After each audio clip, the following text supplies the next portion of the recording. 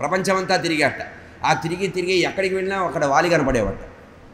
బాగా ప్రయాణం చేసి వెళ్ళి సుగ్రీవుడు ఒక బండ మీదో చెట్టు కింద కూర్చొని కొంచెం దమ్ము తీర్చుకుంటుంటే ఎదురుగా వాలి కనపడేవాట.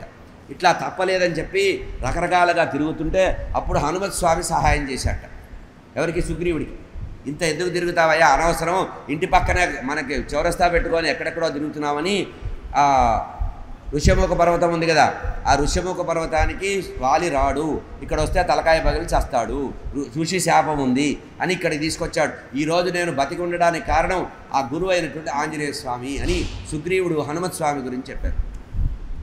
ఇట్లా సుగ్రీవుడి చేత హనుమత్ స్వామి చేత ఈ పర్వతాన్ని గుర్తించి నేను ఈ పర్వతం దగ్గర క్షేమంగా ప్రాణంతో నిలబడ్డాను, రామచంద్ర నువ్వు వచ్చి నన్ను రక్షించావు. ఈ ఋష్యముఖ పర్వతం నాకు అనుగ్రహించిన వాడు కేవలం హనుమత్ స్వామి. పూర్వమేవ త్రుతం ద్వారం పృథివ్యా భువనస్య చ సూర్యస్యోదయనం చైవ పూర్వాహ్యేష దిగుచ్యతే. ఈ జగత్తుకంతా కూడా ప్రకాశించి ఈ భూమండలాన్నంతా కూడా ప్రకాశం చేసేటువంటిది ఏది? సూర్యుడు. సూర్యుడు ఉదయిస్తే కదా దిక్కులు తెలిసేది. కనుక సూర్యుడికి ద్వారం లాంటిదట తూర్పు దిక్కు. తూర్పు దిక్కుకి మనం ఎందుకు నమస్కరిస్తామంటే ఈ లోకానికి మహా గేట్ అది. మనం ద్వారకానో లేకపోతే హరిద్వారమో పేర్లు పెట్టుకుంటాము, gateway of India gate పెట్టుకుంటామే. అట్లా ఈ బ్రహ్మాండం మొత్తానికి గేట్ ఏమిటంటే తూర్పు దిక్కుట. అంటే సూర్యుడు అక్కడి నుంచి ప్రకటమవుతాడు కదా, కనుక అది తూర్పు దిక్కు బ్రహ్మాండానికి ద్వారంలాగా. కనుక దాన్ని పూర్వము అన్నారు. పూర్వ దిక్కు ప్రాచ్యయ దిశ అంటాం కదా మనం. అంటే పూర్వ దిక్కు ఎందుకు పేరు వచ్చిందంటే మొట్టమొదటగా సూర్యుడి యొక్క గమనం ప్రారంభమైంది కనుక అది పూర్వం. యస్మాత్ పూర్వతర తరే కాలే పూర్వమేషా నృతాసురై. మహాభారతంలో ఉద్యోగ పర్వంలో మనకి ప్రమాణం కనబడుతుంది. అనేక గ్రంథాల్లో మనకు పురాణ విజ్ఞానం కనబడుతుంది.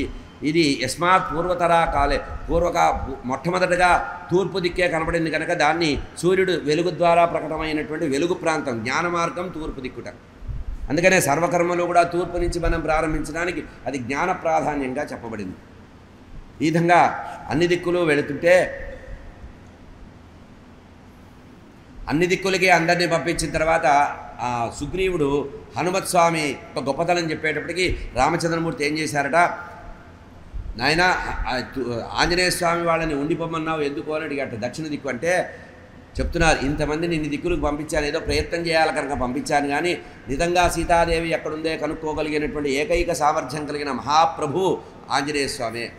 కనుక సీతాదేవిని కనుక్కోగలిగే శక్తి సామర్థ్యాలు అనుగ్రహం పూర్తిగా ఉన్నది ఆంజనేయ స్వామిలోనే ఉంది కనుక ఇతన్ని మాత్రమే నేను విశ్వసిస్తున్నానని సుగ్రీవుడు చెప్పాడు. ఇంతమంది ఉన్నారు, 4 దిక్కుల్లో నలుగురిని పంపిస్తున్నాం, కానీ కార్యసాధన జరిగేది హనుమత్ స్వామి వల్లే అని చెప్పాట. ఇట్లా చెబుతుంటే ఆ రామచంద్రమూర్తికి చాలా ఆనందం కలిగి అప్పుడు రామచంద్రమూర్తి చెప్పారట, త్వయేవ హనుమస్తిత్వం బలం బుద్ధి పరాక్రమ దేశకాలానువృత్తిశ్చ నయస్య నయ పండిత. నాయనా ఓ ఆంజనేయ, నీ యొక్క శక్తి సామర్థ్యాల మీద నాకు చాలా గౌరవం, విశ్వాసం, నమ్మకం ఉన్నాయ్యా.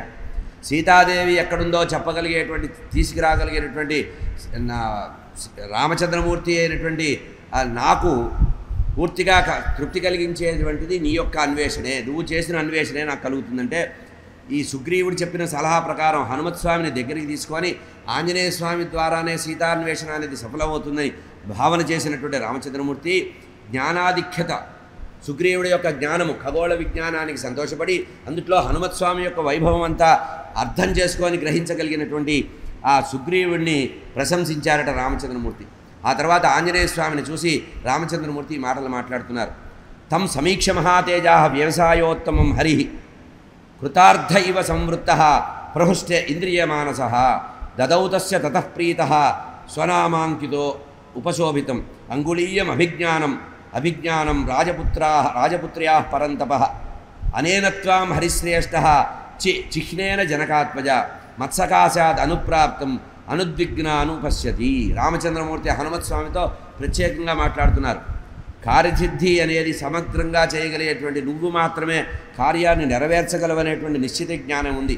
ఎందుకంటే సర్వేంద్రియాలు మనస్సును కూడా ఏకం చేసి లోకంలో అందరినీ సంతోషపరిచేవాడివి నువ్వు.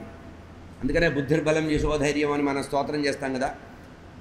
నాయన నా నామం కలిగినటువంటి అంటే శ్రీరామ అని అక్షరాలు ఉన్నటువంటి ముద్రికట, రాజముద్రికలాగా రామచంద్రమూర్తి చేతికి శ్రీరామ అనేటువంటి అక్షరాలు రాసినటువంటి ఉంగరం ఉంటుందట. ఆ ఉంగరాన్ని తీసి విశ్వాసపాత్రుడైనటువంటి నీకు నేను ఇది ఇస్తున్నానయ్యా, సీతాదేవికి నా విషయంలో నువ్వు సీతాదేవి దగ్గరికి వెళ్ళినప్పుడు ఈ నా పేరుతో ఉన్నటువంటి ఈ ఉంగరాన్ని ఇవ్వు అని చెప్పారట.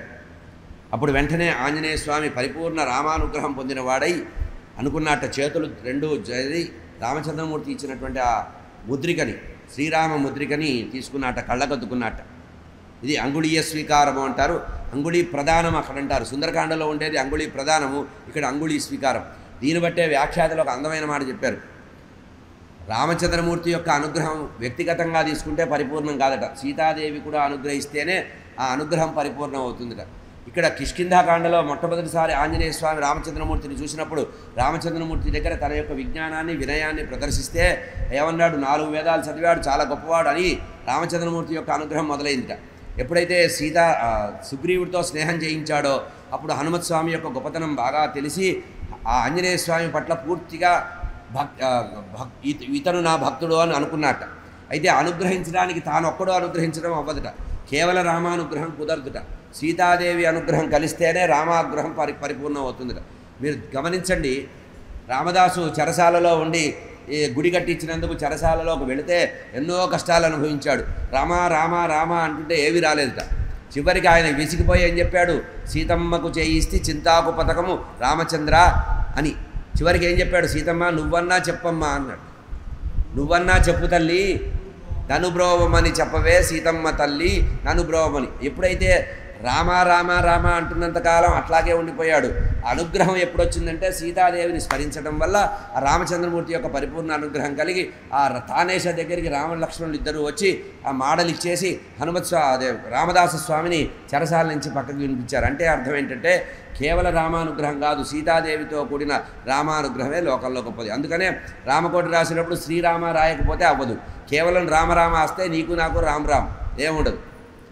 శ్రీరామ అంటే సీతాదేవితో కూడినటువంటి పరిపూర్ణ రామానుగ్రహం కలుగుతుంది. ఇక్కడ ఆంజనేయ స్వామి రామచంద్రమూర్తిని కొలిచినప్పటికి కూడా రామచంద్రమూర్తి ఏమనుకున్నాడు, నేను పరీక్షించాలి, ఇతను పరీక్షలో గెలిచాడు. కానీ అమ్మవారి యొక్క గేట్వే, అమ్మవారు కూడా అనుమతిస్తే కానీ, ఇప్పుడు మనం చెక్కు రాసిస్తామండి, బ్యాంకులో కౌంటర్లో ఇస్తే ఏం చేస్తాడు ఆయన, మన అకౌంట్లో పైసలు ఉన్నాయా లేదా చెక్ చేసి దాని మీద ఒక స్టాంప్ వేసి సంతకం పెట్టి మేనేజర్ దగ్గరికి పంపిస్తాడు. మేనేజర్ దాని మీద సంతకం పెడితే అప్పుడు పాస్ ఆర్డర్ ఇచ్చి మన చెక్కు మళ్ళీ క్యాష్ కౌంటర్లోకి వస్తే మనకు క్యాష్ ఇస్తారు. అంటే అనుగ్రహం అకౌంట్లో ఉన్న అనుగ్రహం ఉన్న పాస్ ఆర్డర్ పడ్డా చివరికి ఎవరు ఆమోదించాలి, గేట్వే ఎవరు, మేనేజర్. అట్లాగే అమ్మవారే సీతాశక్తి, అందుకనే సీతాయాశ్చరితం మహత్ అన్నారు.